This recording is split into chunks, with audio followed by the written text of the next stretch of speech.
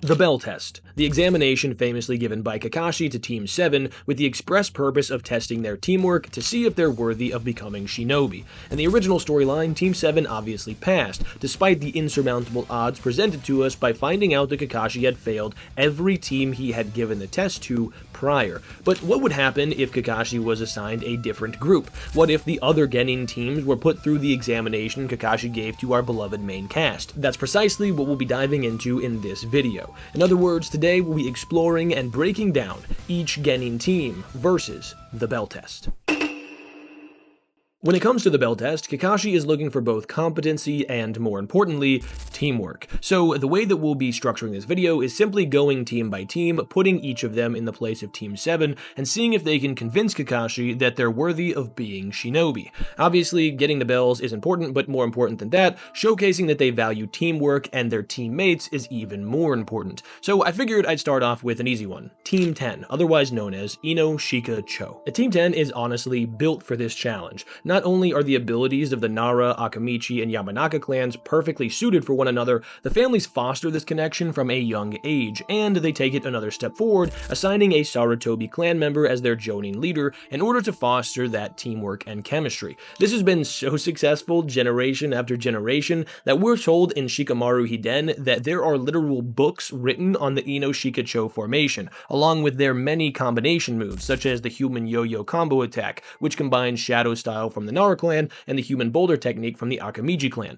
On top of all of this, not only would Shikamaru be smart enough to figure out what's going on, Choji trusts him implicitly. So even if Ino isn't 100% sold on what's going on, she'd likely follow along with any plan Shikamaru develops after seeing Choji's unwavering trust in him. That being said, do I think they'd be able to get the bells? No, not a chance. However, I do think that they'd pass Kakashi's test by utilizing their abilities in conjunction, following whatever plan Shikamaru puts into place. Not gonna lie, I'm not sure they'd even get that deep into the exam in order for Kakashi to pass them. They'd probably showcase their teamwork almost immediately, and whatever plan Shikamaru cooks up would likely take advantage of Kakashi's lackadaisical nature, allowing for them to nearly get a bell, much like Sasuke was able to graze one by taking Kakashi by surprise. But in the end, Team 10 would pass Kakashi's bell test. The next team on our list is Team 8, which is made up by Kiba, Shino, and Hinata. This squad is interesting. They're actually fairly well-rounded as a unit with long, medium, and close-range combat capabilities, as well as excellent recon and tracking capabilities. That's not what's ultimately important, though. What's important here is whether or not they'd pass Kakashi's standard. In regards to getting the bells, that's basically impossible for these guys, even if they work together. So, under these circumstances, what it'll come down to is whether or not they're capable of overcoming the challenges before them and putting the team above the individual. Not gonna lie, this might be one of the most difficult ones to go over. On one hand, their abilities are well suited for one another, but their personalities may not be suited for this type of challenge. Kiba is a bit of a reckless hothead, much like Naruto, so he'd likely barge in head first like Naruto did. He is likely more advanced than Naruto at this point, but he's still getting easily taken care of by Kakashi. Hinata is honestly far too timid to do much of anything here without help from the others, and may get a bit overwhelmed, kind of like Sakura. Shino is highly intelligent and capable, but also quiet and individualistic, so again, their personalities may not mesh in a way that they'd need to in order for them to be motivated to do what they need to do. However, this is where I think it's worth noting that Kakashi did give Team 7 multiple chances to prove their ability to work as a unit. Not only did he give them that chance through the initial examination, he also gave them the opportunity to showcase this teamwork during their lunch break, testing them in that sense, seeing if they'd put themselves over the team or vice versa. But it's even more than that. He straight up tells them the point of the exercise is teamwork and that he's evaluating their ability to put the team over themselves and the rules, right before giving them the rule of not giving Naruto food, a rule which would obviously compromise the team, which Sasuke seems to realize. So in this scenario, I could see Naruto replaced by Kiba, Sakura replaced by Hinata, and Sasuke replaced by Shino, with Shino coming to the realization that Sasuke did and giving Kiba the food that Kakashi would tell him not to. With all that said, no, they would not be able to get the bells, but I do think upon being given that final ultimatum, right after being given the explanation for the purpose of the test, Shino would save them, much like Sasuke saved Team 7, and Team 8 would pass Kakashi's bell test. Team Guy is made up by Neji, Lee, and Tenten. Now, this team is different from the previous two as it's the only Konoha Genin team from Part 1 that isn't a first-year team.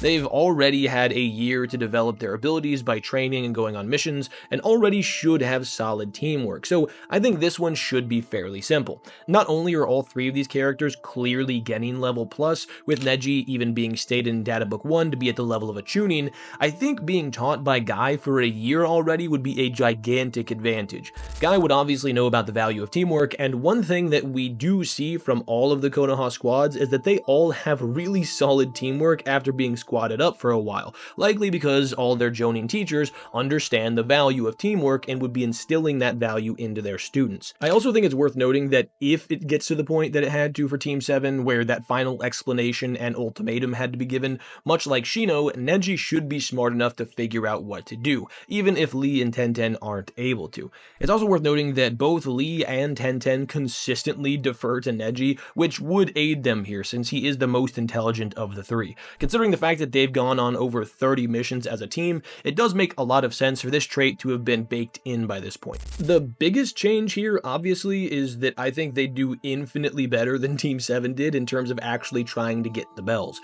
They're very clearly far superior to Team 7 at that time, with Lee in base, with his weights on, being significantly above a stronger version of Sasuke than the one that was in the bell test, and that same Lee needing at least 3 gates to be able to compete with Neji.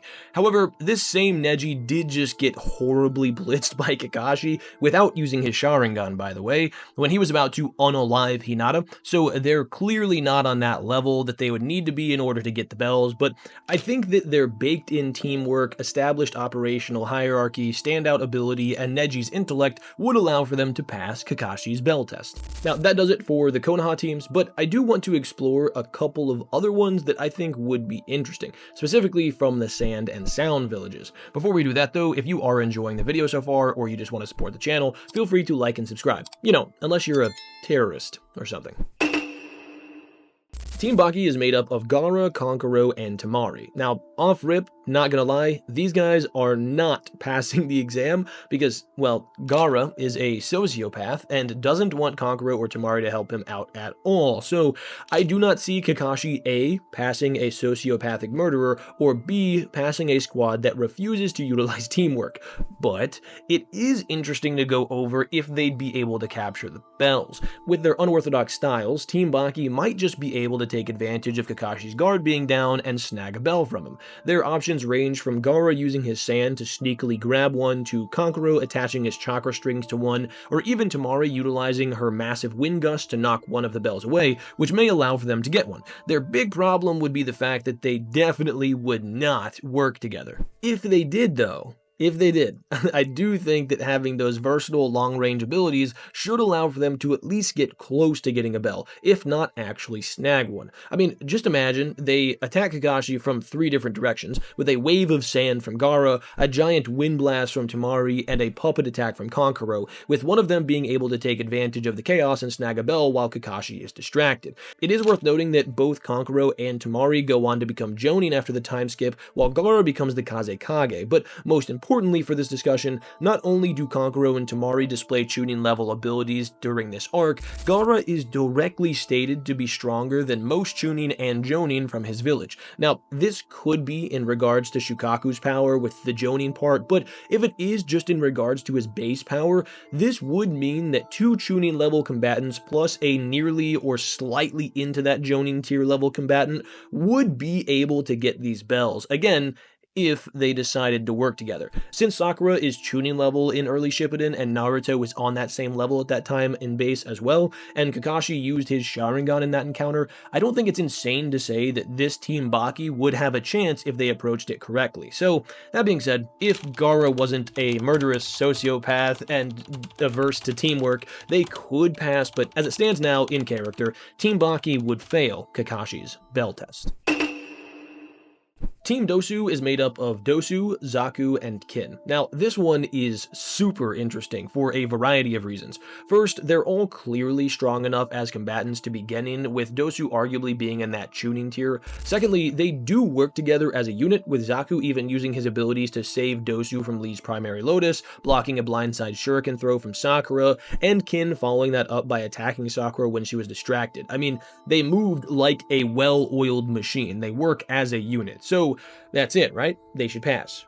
Well, not exactly. You see, Kakashi not only values teamwork, he also values teammates, and we have direct evidence that that's not the way that these guys think. When Ken gets taken over by Ino, Zaku straight up blasts her with one of his sonic blasts. Dosu follows this up by saying that they weren't aiming to get the scrolls, they're aiming to get Sasuke, and they're willing to do whatever it takes in order to accomplish their mission.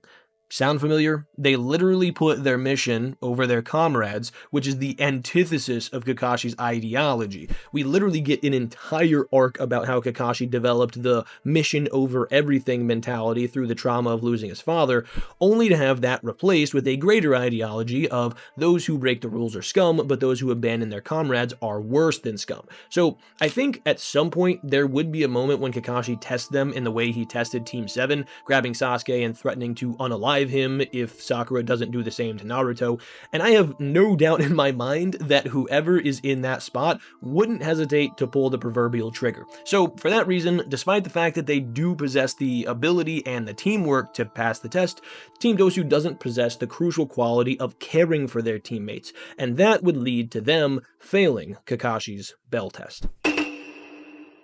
There are a few other teams that I'd like to quickly go over as honorable mentions who participated in the Chunin exams we know are three-man squads, and we got to see a little bit from, but we don't necessarily know enough to be able to say whether or not they would pass, but it's just going to be basically vibes from here on out. The first honorable mention is Team Shigure. Now, if you don't know, these are the Amagakure or Rain Village ninja who took on Gaara and got turned into melted red popsicles. These guys are definitely not passing, not only because I don't think that they're strong enough to even come close to getting a bell, they also just like kind of are a one-man squad in the sense that the lead guy, Shigure, runs at Gaara and takes him on by himself, while the other two just kind of like stand back and hype him up. So it's just not, they're not meeting any of the qualifications. They're not getting a bell, they're not operating as a unit, they're not doing anything impressive, so I'm inclined to say they probably lose. I mean, maybe I'm wrong, maybe you guys have a different opinion and you can let me know, but yeah, Team Shigure definitely not passing the bell test. The next honorable mention is Team Oboro. Now, these guys are actually pretty cool.